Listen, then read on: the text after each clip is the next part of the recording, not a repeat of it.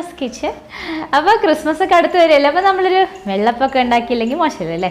അപ്പോൾ നമ്മൾ ഉണ്ടാക്കാൻ പോകുന്നത് ഒരു സ്പെഷ്യൽ വെള്ളപ്പമാണ് കേട്ടോ.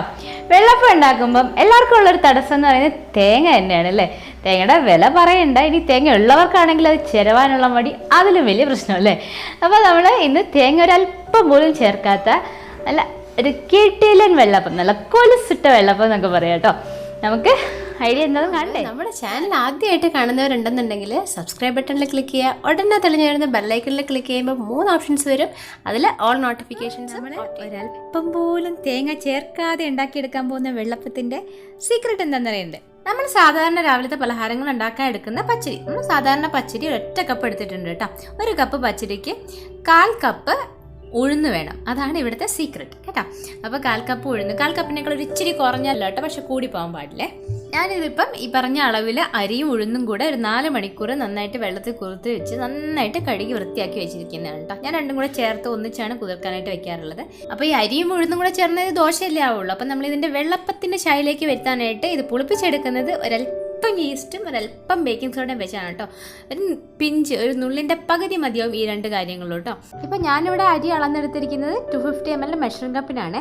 അപ്പോൾ അതിനായിട്ട് 1.5 ടേബിൾ സ്പൂൺ പഞ്ചസാരയും പാകത്തിനുള്ള ഉപ്പും എടുത്തിട്ടുണ്ട് കേട്ടോ. ഉപ്പ് നമ്മൾ വെറുതെ ഒരു പേരിന് ചേർത്താൽ പോരാ, ഈ മാവിന് ഉപ്പ് പാകത്തിനായിട്ട് വരുന്നവരെ തന്നെ ചേർക്കണം കേട്ടോ. അപ്പോഴാണ് നമ്മളെ വെള്ളപ്പത്തിന് നന്നായിട്ട് ടേസ്റ്റ് ഉണ്ടാവുള്ളേ. നമുക്കിനി ഈ പച്ചരി ഉഴുന്നും കൂടെയുള്ള മിക്സും ഈസ്റ്റും ബേക്കിംഗ് സോഡയും പഞ്ചസാരയും ഉപ്പും എല്ലാം കൂടെ ചേർക്കാം. ഇതിൻ്റെ കൂടെ ഉഴുന്ന് ചേർത്ത് അതേ അളവിൽ ചോറും കൂടെ ചേർക്കണം കേട്ടോ. വെന്ത ചോറ്, അതിപ്പോൾ കുറുവയാണേലും മട്ടയാണേലും പൊന്നിയാണേലും ഒന്നും കുഴപ്പമില്ല, വെന്ത ചോറായിരിക്കണം. നമുക്ക് ഉഴുന്നിൻ്റെ അതേ അളവിൽ ചേർത്ത് അതിൻ്റെ നിരപ്പ്, ഇത്രയും സാധനങ്ങളുടെ നിരപ്പിനേക്കാൾ ഒരല്പം മുകളിൽ നിൽക്കുന്ന രീതിയിൽ വെള്ളവും കൂടെ ഒഴിച്ച് നല്ല മയത്തിൽ അരച്ചെടുക്കുക. നല്ല അടച്ചുറപ്പുള്ളൊരു പാത്രത്തിലേക്ക് പകർത്തിയതിന് ശേഷം നന്നായിട്ട് അടച്ച് പുളിപ്പിക്കാനായിട്ട് വയ്ക്കുക.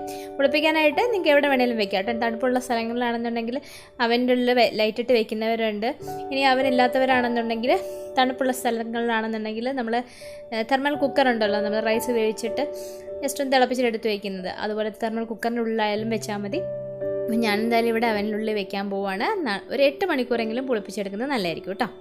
അപ്പോൾ ഒരു 8 മണിക്കൂറിൻ്റെ കാത്തിരിപ്പിന് ശേഷം എൻ്റെ മാവ് നന്നായിട്ട് പുളിച്ച് വന്നിട്ടുണ്ട് കേട്ടോ. ഒരു ഇച്ചിരി ഓവർഫ്ലോ ആയിട്ടുണ്ട്. കുഞ്ഞി പാത്രമായിരുന്നു എടുത്തിരുന്നത് കേട്ടോ. ഇനി നമ്മൾ ആദ്യം ചെയ്യേണ്ട ഒരു തവി എടുത്ത് നന്നായിട്ടൊന്ന് മിക്സ് ചെയ്ത് കൊടുക്കണം. നന്നായിട്ടെന്ന് വെച്ചാൽ വളരെ നന്നായിട്ട് മിക്സ് ചെയ്തതിന് ശേഷം അതിൻ്റെ കൺസിസ്റ്റൻസി ഒന്ന് ചെക്ക് ചെയ്യണം നമ്മൾ. ഈ അപ്പത്തിൻ്റെ കൂട്ട് ഒരുപാട് അങ്ങ് തിക്കായി പോകാൻ പാടില്ല കേട്ടോ, എന്നാൽ ഒരുപാട് തിന്നാവാനും പാടില്ല. അപ്പച്ചട്ടിയിലേക്ക് ഒഴിച്ച് ഒന്ന് കറക്കി എടുക്കാൻ പാകത്തിനായി കിട്ടണം. വെള്ളം നമ്മൾ എക്സ്ട്രാ ചേർക്കുകയാണെങ്കിൽ മാക്സിമം പോയ 1 ടേബിൾ സ്പൂൺ, അതും ഈ നന്നായിട്ട് മിക്സ് ചെയ്തതിന് ശേഷം ആവശ്യമാണോ നോക്കി മാത്രം ചേർത്താൽ മതി കേട്ടോ. ഇതിപ്പോൾ ഞാൻ ചേർത്തിരിക്കുന്ന വെള്ളം കറക്റ്റായിട്ടാണ് വന്നിരിക്കുന്നത്. നന്നായിട്ട് മിക്സ് ചെയ്തതിന് ശേഷം തന്നെ നമുക്ക് കറക്കിയെടുക്കാൻ പാകത്തിനുള്ള തിക്നെസ്സേ ഉള്ളൂ. അപ്പോൾ നമുക്ക് പെട്ടെന്ന് തന്നെ നമ്മുടെ അപ്പച്ചട്ടി വെക്കാം. ഫുൾ ഫ്ലെയിമിൽ സ്റ്റൗ ഓൺ ചെയ്തു, അപ്പച്ചട്ടി വെച്ചു. ഇനി ഒരൊറ്റ ഡ്രോപ്പ് മാവ് ഇതിലേക്ക് ഒഴിച്ചു കൊടുക്കുകയാണ് കേട്ടോ. എപ്പോഴാണോ അതിൻ്റെ പൊങ്ങി വരുന്നത് അപ്പോഴാണ് നമ്മൾ മാവ് ഇതിലേക്ക് ഒഴിച്ചു തുടങ്ങേണ്ടത്. ഇപ്പോൾ മാവ് നന്നായിട്ട് പൊങ്ങി വന്നിട്ടുണ്ട്. ഫ്ലെയിം ഒരു മീഡിയം ഫ്ലെയിമിലേക്ക് മാറ്റുക. ഒരു 1.5 തവി, ഇപ്പോൾ ഇതിൻ്റെ അളവാണ് കേട്ടോ, ഈ ഒരു തവിയുടെ അളവാണ്. തവി മാവ് ഒഴിച്ച്, അതായത് കറക്കിയെടുക്കാൻ പാകത്തിനുള്ള അളവ് മാവ് ഒഴിച്ച് നന്നായിട്ട് ഇതുപോലെ ഒന്ന് കറക്കിയെടുക്കുക. ബാക്കി വരുന്ന മാവ് ജസ്റ്റ് ഒന്ന് ഈ പാത്രം ഒന്ന് തട്ടിക്കൊടുക്കുക. എല്ലാം നടുവിലേക്ക് എത്തിക്കാൻ വേണ്ടിയിട്ട് ആ സെൻറ്റർ പോർഷൻ ഒന്ന് പൊങ്ങി വരണ്ടേ, അതിന് വേണ്ടിയാണ് കേട്ടോ. നമ്മളിങ്ങനെ ഉണ്ടാക്കുന്ന വെള്ളപ്പം ഉണ്ടല്ലോ, ഇതിൻ്റെ അരികൊക്കെ നന്നായിട്ട് ക്രിസ്പി ആയിട്ടിരിക്കും കേട്ടോ. നല്ല സെൻറ്റർ പോർഷനൊക്കെ നല്ല സോഫ്റ്റ് ആയിരിക്കുകയും ചെയ്യും. ആ ഒരു അരികിൻ്റെ ക്രിസ്പിനെസ് നന്നായിട്ട് ലാസ്റ്റ് ചെയ്യുകയും ചെയ്യും കേട്ടോ. പ്രത്യേകം ശ്രദ്ധിക്കാം, മീഡിയം ഫ്ലെയിമിൽ മാത്രമേ ഇത് അടച്ചുവെച്ച് വേവിക്കാവുള്ളൂ.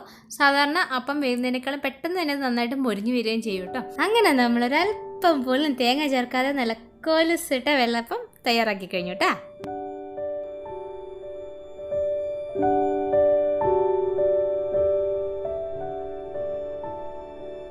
അപ്പോൾ ഇനി തേങ്ങയുടെ പേരും പറഞ്ഞാൽ ആരും വെള്ളപ്പം ഉണ്ടാക്കാനായിട്ട് മടിക്കണ്ട കേട്ടോ.